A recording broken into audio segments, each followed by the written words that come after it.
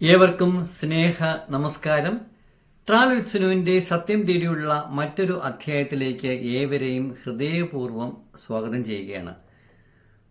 നമ്മളുടെ ചാനലിൻ്റെ ഉദ്ദേശ ലക്ഷ്യങ്ങൾ എല്ലാവർക്കും അറിയാമെന്നാണ് എൻ്റെ ധാരണ. നമ്മൾ ആരുമില്ലാത്തവർക്ക് ഒരത്താണി എന്നുള്ള കൺസെപ്റ്റിലാണ് നമ്മളുടെ ചാനൽ നമ്മൾ സ്റ്റാർട്ട് ചെയ്തിട്ടുള്ളത്. അതുകൊണ്ട് അതിന് നിങ്ങളുടെ വിലയേറിയ സബ്സ്ക്രിപ്ഷൻ ആവശ്യമാണ്. നിങ്ങളുടെ വിലയേറിയ അഭിപ്രായങ്ങളും നിർദ്ദേശങ്ങളും അറിയിക്കാൻ മറക്കാതിരിക്കുക. അതോടൊപ്പം തന്നെ ലൈക്ക് ചെയ്യാനും ഷെയർ ചെയ്യാനും സബ്സ്ക്രൈബ് ചെയ്യാനും ദയവായി ഒരിക്കൽ കൂടി അഭ്യർത്ഥിക്കുകയാണ്. നമ്മളുടെ ജീവിതത്തിലെ ഓരോ മനുഷ്യജീവിയുടെയും ജീവിതത്തിൽ അവർക്ക് അവരുടെ ഏറ്റവും അധികം ജീവിതം ഏറ്റവും അടുത്ത് ബന്ധപ്പെട്ടിരിക്കുന്നത് അവരവരുടെ മാതാപിതാക്കളുമായിട്ടാണ് എന്ന് പറയുമ്പോൾ കുറച്ചുകൂടി നമ്മൾ ഊന്നി പറഞ്ഞാൽ നമ്മുടെ അമ്മമാരുമായിട്ടാണ് നമ്മളുടെ ജീവിതം ഏറ്റവും അധികം നമ്മൾ കണക്റ്റഡ് ആയിട്ടിരിക്കുന്നത്. അതായത് ഒരു പുരുഷനായിക്കോട്ടെ, സ്ത്രീ ആയിക്കോട്ടെ, മകനായിക്കോട്ടെ, മകളായിക്കോട്ടെ, ആര് തന്നെയാണെങ്കിലും അമ്മ എന്ന് പറഞ്ഞ ആ വികാരമാണ് നമ്മളെ തരളിതമാക്കുക. നമ്മളെ സ്നേഹത്തിൻ്റെ ആ ലാവ നമ്മുടെ ഉള്ളിലേക്ക് ഇങ്ങനെ ഊറി നമ്മൾ നിറയ്ക്കുന്നത് അമ്മ എന്ന് പറഞ്ഞ ആ സ്നേഹ സാമീപ്യമാണ്. അപ്പോൾ നമുക്കിപ്പോൾ ആ അമ്മ എന്ന് പറഞ്ഞ ആ സ്നേഹ സാമീപ്യത്തെ നമ്മൾ ആ രീതിയിലാണോ നമ്മൾ നോക്കിക്കാണുന്നത്? നമ്മുടെ കൺകണ്ട ദൈവമായ നമ്മളുടെ അമ്മയുടെ കാൽച്ചുവട്ടിലാണ് സകല സ്വർഗവും അല്ലെങ്കിൽ നമ്മളുടെ സകല സന്തോഷവും സ്ഥിതി ചെയ്യുന്നത് എന്നാണ് എല്ലാ വേദങ്ങളും അനുശാസിക്കുന്നത്, എല്ലാ മതങ്ങളും നമ്മളെ പഠിപ്പിക്കുന്നത്. പക്ഷേ മതങ്ങൾ അതൊക്കെ പഠിപ്പിച്ചാലും വേദങ്ങൾ പഠിപ്പിച്ചാലും നമ്മുടെ സ്കൂളിലോ കോളേജിലോ നമ്മളുടെ ചുറ്റുവട്ടത്തുള്ള എല്ലാ പ്രപഞ്ച ശക്തികളിലും ഏറ്റവും ഉന്നതമായിട്ടുള്ളത് നമ്മളുടെ കൺകണ്ട ദൈവമായിട്ടുള്ള അമ്മയാണ് എന്നുള്ള ആ സത്യം നമ്മളെല്ലാവരും വിസ്മരിച്ചു പോകുന്നു. അങ്ങനെ അതിന് ഉപോത്ബലകമായിട്ടുള്ള പല സംഗതികളാണ് നമ്മൾ എല്ലാ ദിവസവും കാണുന്നത്. കഴിഞ്ഞ ദിവസം ഞെട്ടിപ്പോയി ആ വാർത്ത ഞാൻ കേട്ടപ്പോൾ. മൂവാറ്റുപുഴയിൽ 67 വയസ്സുള്ള കൗസല്യ എന്ന് പറഞ്ഞ അമ്മയുടെ ആ ഒരു സ്വർണ്ണമാലയ്ക്ക് വേണ്ടിയിട്ട് ആ അമ്മയുടെ 2 മക്കൾ അമ്മേനെ നിർദാക്ഷിണ്യം കൊന്നുകളഞ്ഞ വാർത്ത നിങ്ങളെല്ലാവരും മനസ്സിലാക്കി കാണും അല്ലെങ്കിൽ കണ്ടു കാണും എന്നാണ് എൻ്റെ വിശ്വാസം. ഒരു പാവപ്പെട്ട ഒരമ്മ, മക്കളെ അത്യധികം അതുപോലെ സ്നേഹിക്കുന്ന ഒരമ്മയായിരുന്നു കൗസല്യ എന്ന് പറഞ്ഞ അമ്മ. സ്വാഭാവികമായിട്ടും വഴക്കുകളും പ്രശ്നങ്ങളും എന്തെങ്കിലുമൊക്കെ കാണുമായിരിക്കും, അതേക്കുറിച്ചൊന്നും അറിയില്ല. പക്ഷേ എന്നിട്ട് അവരുടെ 2 മക്കൾ, ആ 2 മക്കളോട് കൂടിയിട്ട് ആ ഒരു സ്വർണ്ണമാലയ്ക്ക് വേണ്ടിയിട്ട് അമ്മേനെ കൊന്നുകളയുകയും ആ മാല അവർ കരസ്ഥമാക്കി ബാത്റൂമിൽ ഒളിപ്പിച്ചു വയ്ക്കുകയും അമ്മ എന്നിട്ട് ഹൃദയസ്തംഭനം വന്ന് മരണപ്പെട്ടു എന്ന് മറ്റുള്ളവരെ അറിയിക്കുകയും പഞ്ചായത്ത് മെമ്പർ മരണം സ്ഥിരീകരിക്കുവാനായിട്ട് ഡോക്ടറെ വിളിച്ച് പരിശോധിക്കുകയും പരിശോധനയിൽ ഡോക്ടർക്ക് മനസ്സിലാക്കുകയും ചെയ്തു, ഇത് സ്വാഭാവികമായിട്ടുള്ള ഹൃദയസ്തംഭനം വന്നിട്ടുള്ള മരണമല്ല, ഇത് മറ്റുള്ള രീതിയിലുള്ള മരണമാണ്. കാരണം അമ്മയുടെ കഴുത്തിലും ശരീരഭാഗങ്ങളിലുമൊക്കെ അത്തരത്തിലുള്ള പാടുകളും ഒക്കെ കണ്ടു. അങ്ങനെ ഡോക്ടർക്ക് സംശയം തോന്നി, പോലീസിന് വിവരം അറിയിച്ചു. ആൺമക്കളെ 2 പേരെയും ചോദ്യം ചെയ്തതിൻ്റെ പശ്ചാത്തലത്തിൽ മനസ്സിലായി അവർ സ്വന്തം പെറ്റ അമ്മേനെ, നൊന്ത് പ്രസവിച്ച ആ അമ്മേനെ സ്വർണത്തിന് വേണ്ടി, ഒരു സ്വർണ്ണമാലയ്ക്ക് വേണ്ടി കൊന്നു കളഞ്ഞു എന്ന് പറഞ്ഞു കഴിഞ്ഞാൽ നമ്മുടെ ലോകത്തിൻ്റെ പോക്ക് എവിടേക്കാണ്? ഈ വാർത്ത കേട്ടപ്പോഴാണ് എനിക്ക് തീർച്ചയായിട്ടും നമ്മളുടെ ട്രാവൽ വിത്ത് സുനുവിൻ്റെ നമ്മളുടെ പ്രേക്ഷകരോട് നമുക്ക് മറ്റൊരു വാർത്ത എനിക്ക് അറിയിക്കേണ്ടത് അത്യന്താപേക്ഷിതമാണ് എന്ന് എനിക്ക് തോന്നിയത് കൊണ്ടാണ് ഞാൻ ആ വാർത്തയിലേക്ക് ഞാനിപ്പോൾ വരുന്നത്. രാജേശ്വരി അമ്മയ്ക്ക് 4 മക്കളാണ്. 2 ആൺമക്കളും 2 ആൺമക്കളും 2 പെൺമക്കളും. മൂത്ത ഒരു ആൺമകനാണ്, അതിനുശേഷം 2 പെൺമക്കൾ. അതിനുശേഷം രാജേശ്വരി അമ്മയുടെ 39ാമത്തെ വയസ്സിലാണ് രാജേശ്വരി അമ്മയ്ക്ക് വിമൽ കുമാർ എന്ന് പറഞ്ഞ ആ കുട്ടി പിറന്നത്. അറിയാം, 39ാമത്തെ വയസ്സിലേക്ക് വെച്ചിട്ട് അമ്മ ഒരു ഏകദേശം മധ്യവയസ്സിനോട് അടുക്കുന്ന ഒരു പ്രായമാണ്. ആ സമയത്ത് ഉണ്ടായ തൻ്റെ പൊന്നോമന കുഞ്ഞിനെ അമ്മയ്ക്ക് അത്രമാത്രം സ്നേഹമാണ്, അത്രയും അധികം സ്നേഹവും വാത്സല്യവും കോരി കൊടുത്തിട്ടാണ് അമ്മയ്ക്ക് അവൻ എന്തു പറഞ്ഞാലും, ആകാശത്തിന് താഴെയുള്ള എന്ത് പറഞ്ഞാലും അവൻ്റെ അച്ഛൻ സോമശേഖരനാണ്. സോമശേഖരനും ഭാര്യയും തൻ്റെ മകനെ എന്തു പറഞ്ഞാലും അതെല്ലാം വാങ്ങിക്കൊടുക്കണം, അത്രമാത്രം അവനോട് സ്നേഹവും വാത്സല്യവുമായിരുന്നു ആ മാതാപിതാക്കൾക്ക്. യാതൊരു കുറവും അറിയിക്കാതെയാണ് ആ വിമൽകുമാർ എന്ന് പറഞ്ഞ ആ പയ്യനെ അവർ വളർത്തിക്കൊണ്ടുവന്നത്. പിന്നെ അവർ താമസിച്ചിരിക്കുന്നത് നാഗർബാവി എന്ന് പറഞ്ഞ സ്ഥലത്താണ് അവർ താമസിക്കുന്നത്. ബാംഗ്ലൂർ നഗരത്തിൽ നിന്ന് ഏകദേശം ഒരു 10-16 കിലോമീറ്റർ അകലെയാണ് നാഗർബാവി എന്ന് പറഞ്ഞ ഒരു ചെറിയ പട്ടണത്തിൽ നിന്ന് അല്പം അകന്ന ഒരു ഗ്രാമപ്രദേശമാണ് ഈ നാഗർബാവി എന്ന് പറഞ്ഞ സ്ഥലം. എന്നാലും ബാംഗ്ലൂരിൻ്റേതായ തിരക്കുകളില്ല എന്നേ ഉള്ളൂ. എന്നാൽ മറ്റുള്ള എല്ലാ സംഗതികളും അവിടെയും നമുക്ക് ബാംഗ്ലൂർ നഗരത്തിൻ്റെ ആ തിക്കും തിരക്കും ഇല്ല എന്നുള്ളത് ഒഴിച്ചാൽ എല്ലാം ബാംഗ്ലൂർ പട്ടണത്തിൻ്റെ എല്ലാം ലഭ്യമാകുന്ന ഒരു സ്ഥലം തന്നെയാണ് നാഗർബാവി എന്ന് പറഞ്ഞ ആ സ്ഥലത്ത്. അവിടെയാണ് അവർ താമസിച്ചിരുന്നത്. അമ്മയുടെ ഭർത്താവിന് മൈസൂർ, അദ്ദേഹത്തിന് ബിസിനസ്സാണ്. സോമനാഥൻ എന്നാണ് അദ്ദേഹത്തിൻ്റെ പേര്. അദ്ദേഹത്തിൻ്റെ ബിസിനസ്സാണ്. അദ്ദേഹം ബിസിനസ് ചെയ്തിട്ട് ആഴ്ചയിൽ 2 ആഴ്ച കൂടുമ്പോഴൊക്കെയാണ് വീട്ടിലേക്ക് എത്തുക. കാരണം അവർ പരമ്പരാഗതമായി ബിസിനസ് ചെയ്യുന്ന ആളുകളാണ്. അപ്പോൾ മക്കളൊക്കെ പഠിക്കുകയാണ്. മൂത്തയാളുടെ വിവാഹം കഴിഞ്ഞു. രണ്ടാമത്തെ ആൾ, മൂന്നാമത്തെ 2 പെൺകുട്ടികളാണ്. അവർ ഏകദേശം പഠനമൊക്കെ കഴിഞ്ഞു. കാലഘട്ടങ്ങൾ ഇങ്ങനെ കടന്നുപോയി. ഇളയ മകന് വിമലിന് 20 വയസ്സ് തികഞ്ഞു. അവന് നല്ല അത്യാവശ്യം ബൈക്ക് വേണം, അത് വേണം, ഇത് വേണം എന്ന് പറഞ്ഞ എല്ലാ സംവിധാനങ്ങളും എല്ലാ സൗകര്യങ്ങളും അവന് ഒരുക്കി കൊടുക്കാറുണ്ട്. പക്ഷേ നമ്മളുടെ ഇന്നത്തെ തലമുറയുടെ ഒരു പ്രശ്നം എന്താണ് എന്ന് ചോദിച്ചു കഴിഞ്ഞാൽ എല്ലാ ബന്ധങ്ങളെക്കാളും, എല്ലാ വ്യക്തിബന്ധങ്ങളെക്കാളും, എല്ലാ സ്നേഹബന്ധങ്ങളെക്കാളും കൂടുതലായിട്ട് അവർ കരുതുകയും അല്ലെങ്കിൽ അവർ ഇഷ്ടപ്പെടുകയും ചെയ്യുന്നത് മദ്യവും മയക്കുമരുന്നുമാണ്. മദ്യവും മയക്കുമരുന്നും മറ്റു ചില തരികിടയായിട്ടുള്ള ചില കൂട്ടുകെട്ടുകളുമാണ് ഒരു മനുഷ്യനെ എപ്പോഴും അവനെ തെറ്റിൽ നിന്ന് തെറ്റിലേക്ക് നയിക്കുന്നത്.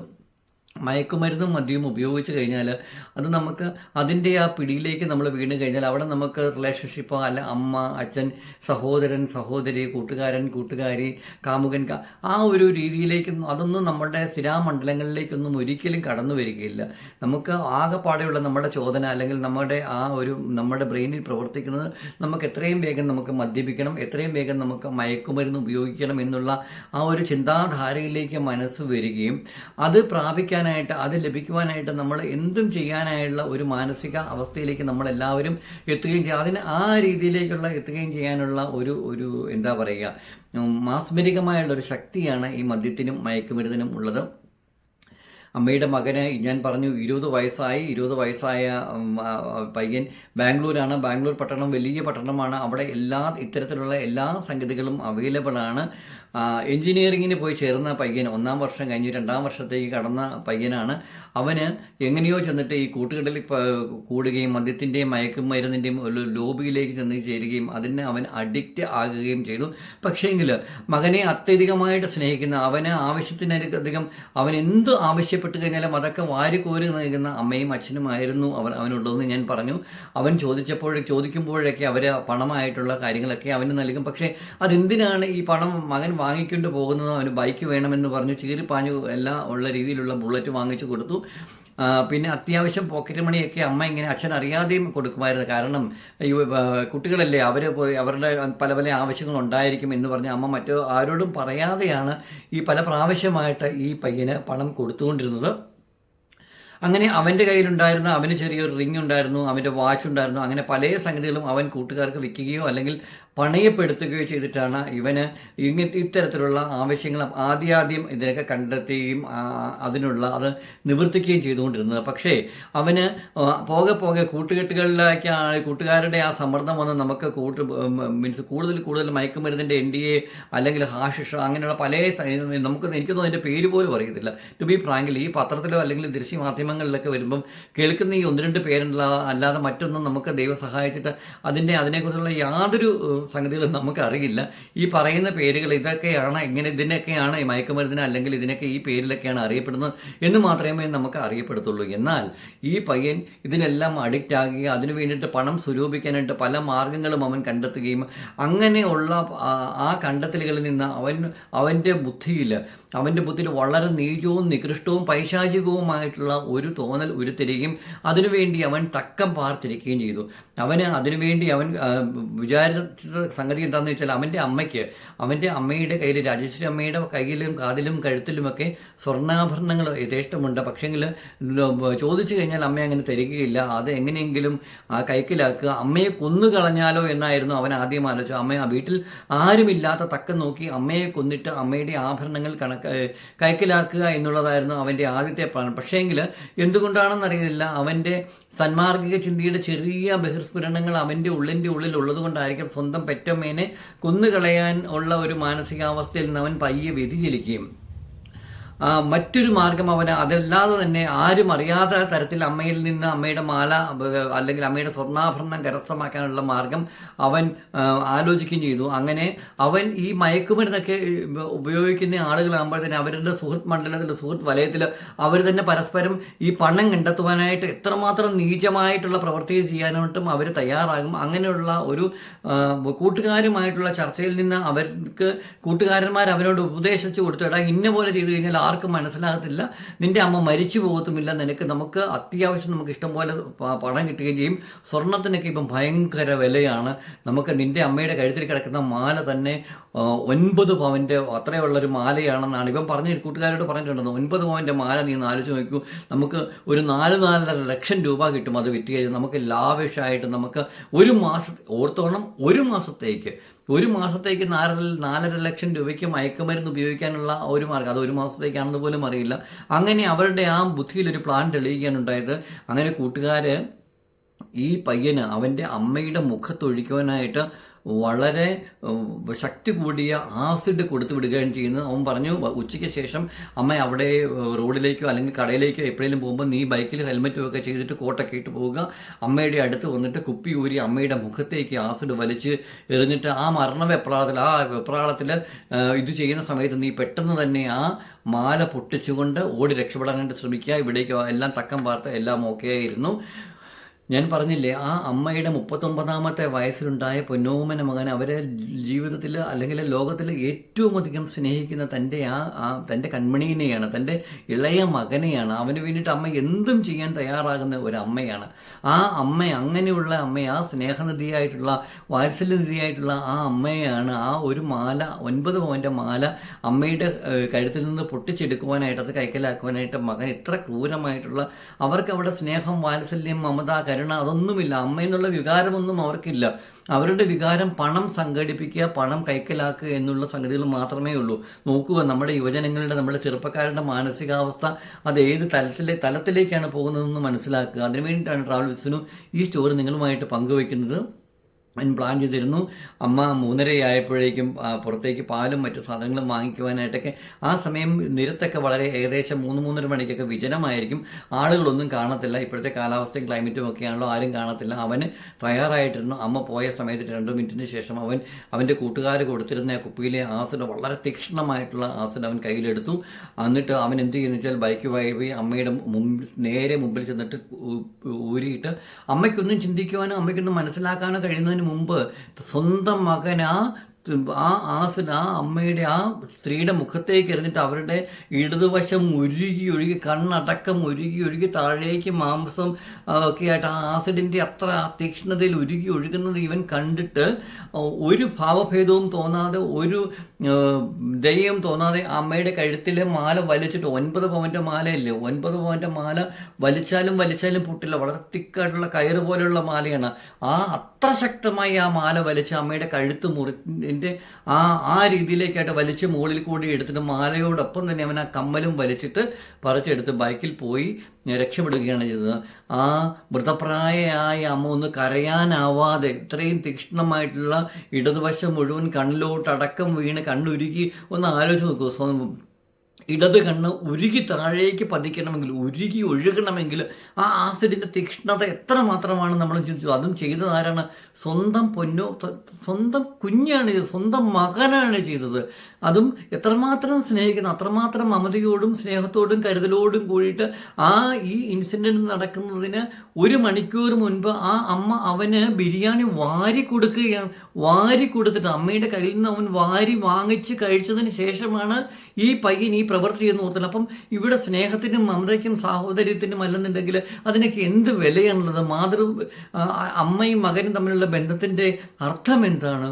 പണത്തിനു വേണ്ടി എന്തും ചെയ്യാൻ പറ്റുന്ന ഒരു അത്രമാത്രം അധപ്പതിച്ച് ഒരു ലെവലിലേക്ക് നമ്മൾ മനുഷ്യർ മാറിയിരിക്കുന്നു. ദയവ് ചെയ്തിട്ട് അമ്മമാരെ നിങ്ങളൊന്നും മനസ്സിലാക്കുക, ഈ സ്വർണ്ണമൊക്കെ ഇട്ടുകൊണ്ട് നടക്കാതെ അത് വല്ലയിടത്തും കൊണ്ട് പൂട്ടി വെക്കുകയോ അല്ലെങ്കിൽ ലോക്കറി ചെയ്ത് വെക്കുകയോ ചെയ്യുക. അതൊന്നാമത്തെ കാര്യം. രണ്ടാമത്തെ കാര്യം, മക്കളൊക്കെ ആവശ്യപ്പെടുകയാണെങ്കിൽ നമ്മുടെ ജീവനോളം വലുതല്ലല്ലോ നമുക്ക് ഈ സ്വർണം, ഇന്ന് കൊണ്ടുപോയി നിങ്ങൾ വിൽക്കുകയോ പണയം വെക്കുകയോ എന്ത് വേണമെങ്കിലും ചെയ്തോട്ടെ എന്ന് കരുതിയിട്ട് അങ്ങനെയെങ്കിലും ചെയ്യാൻ ശ്രമിക്കുക. കാരണം ഇതൊക്കെ കേൾക്കുമ്പോഴേക്കും നമുക്ക് എൻ്റെ ഈ വാർത്തയെ കേട്ടപ്പോൾ എൻ്റെ തലച്ചോറ് മരച്ചു പോയി എന്നുള്ളതാണ് സത്യം. അപ്പോൾ ഞാനിത് പറയാൻ കാര്യം എന്താണെന്ന് പറഞ്ഞു കഴിഞ്ഞാൽ, ഈ മൂവാറ്റുപുഴയിലെ ഈ സംഗതി വന്നപ്പോഴാണ് നാഗർബാവിലെ ഈ സംഗതി നിങ്ങളുമായിട്ട് എനിക്ക് ചർച്ച ചെയ്യണമെന്ന് എനിക്ക് തോന്നിയത്. കാരണം ഈ രണ്ട് സംഭവങ്ങളും വളരെ സ്വന്തം മക്കളാണ് ചെയ്തത്. ഒരാൾ അമ്മയെ കൊന്നു കളഞ്ഞു, വേറെയാൾ അമ്മയുടെ മുഖത്തേക്ക് ആസിഡ് എറിഞ്ഞ് അമ്മേനെ കൊല്ലാതെ കൊന്നിട്ട് പിന്നെ കുറ്റം സംബന്ധിച്ചിപ്പോൾ ആ പയ്യനെ ജയിലിലേക്ക് അയച്ചു. അതെന്ത് തന്നെ ആയിക്കോട്ടെ, പക്ഷേങ്കിൽ ഇവിടെ ഇരകളാകുന്നത് സ്വന്തം പെറ്റമ്മമാരാണ്, സ്വന്തം കുഞ്ഞുങ്ങളാണ്, സ്വന്തം മക്കളാണ് അമ്മമാരോട് ഇത്തരത്തിലുള്ള